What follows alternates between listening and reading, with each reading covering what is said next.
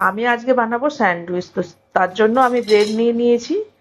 বেশ বড় সাইজের ব্রেড গুলোই আমি নিয়েছি, ওটা কাটতে ভালো সুবিধা হয়। তো আমি ব্রেডে আমি বাটার লাগিয়ে নিচ্ছি ভালো করে। আমি 4 পিসেই বাটার লাগিয়েছি। এবার আমি কিছুটা আলু সেদ্ধ করে ওর মধ্যে আমি একটু বিট নুন মাখিয়ে রেখেছিলাম।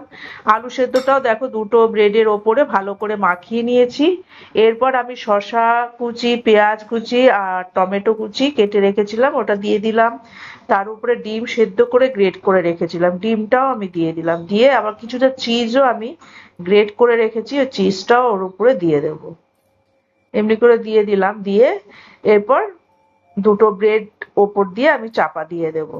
ও আমি আমি এর উপরে গোলমরিচ গুঁড়ো দিয়েছি, এটা আমার স্কিপ হয়ে গেছে, ওটা দেখাতে পারিনি। তো তোমরা গোলমরিচ গুঁড়োটাও দিয়ে নেবে। তো আমি এখানে টোস্টারটা আমি গরম বসিয়ে রেখেছিলাম, তো টোস্টারের মধ্যে আমি ব্রেড গুলো দিয়ে দিলাম। বেশ 10 মিনিটের মতন লাগলো। তার মধ্যে দেখো আমাদের একটু কড়া একটু ইসে খায় দেখে, আর তোমরা যদি আরো নরম খাও তো আরো আগেই নামাতে পারো। তো আমি একটু কড়া করেই করেছি।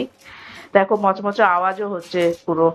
এমনি করে কেটে স্যান্ডউইচটা সার্ভ করলাম। তো তোমাদের কেমন লাগলো এটা ব্রেকফাস্ট বা